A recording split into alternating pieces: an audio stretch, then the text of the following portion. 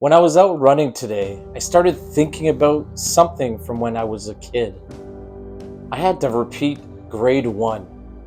Yeah, I did grade one twice. And for a long time, that moment quietly shaped the way I saw myself. I believed the story about my identity that followed me around for years. But over time, I realized something important. A lot of the limits we believe about ourselves come from a story that we started a long time ago. And today I want to share 3 things that you can start changing right now if you want to rewrite that story. But first, let me tell you how repeating grade one shaped the identity I carried around for years. When I was a kid, I wasn't bringing my homework home. I wasn't really doing the work. School just never felt like something that came naturally for me. And to be honest, education wasn't something that I got a lot of help with at home either. My dad, who lost his dad from cancer when he was like 7 years old, stopped going to school shortly after that. My mom was the oldest of 7 kids, and she had to leave school in grade 6 to help take care of her family. So education wasn't a big part of my world growing up. Eventually, I did pass. I graduated high school, I took a few college courses, and got pretty good grades. Actually, high 80s. But the interesting thing, even though the grades were good, the story in my head never really changed. From a young age, I carried this identity with me. I believed that I wasn't just that smart. And the thing about identity is that it tends to stick. You start seeing yourself through that lens. You make decisions that through the same lens. You start limiting yourself through that lens. And for a long time, I just believed that that's who I was. It wasn't really until 2020 that something shifted for me. I started investing in personal development, reading books, taking online courses, learning about mindset. And the first time I realized something important. The story we tell ourselves, who we are, isn't always the truth. Sometimes it's just a story that started a long time ago.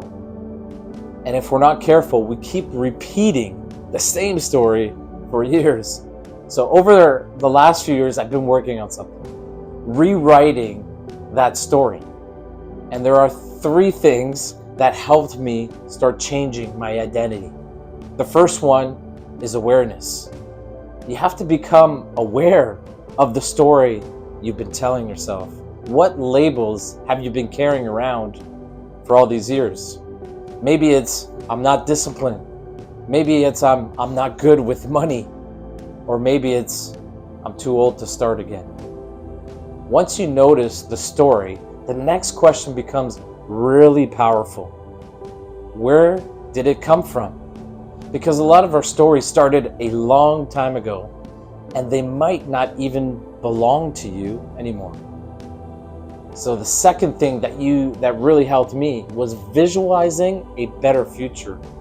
When you can see clearly the person you want to become, it becomes a lot easier to start taking action. When I picture the version of myself I want to become, the habits start to make more sense. Running again, showing up, and doing the work even when it's uncomfortable. Because now there's a direction.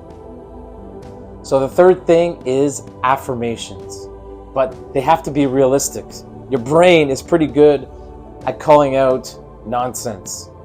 If you stand in front of the mirror and say, I'm a billionaire, but you're struggling to pay your bills, your brain is going to push back. So affirmations that work are focused on the progress. Instead of saying, I'm super fit, you might want to say, I'm working on my fitness every day.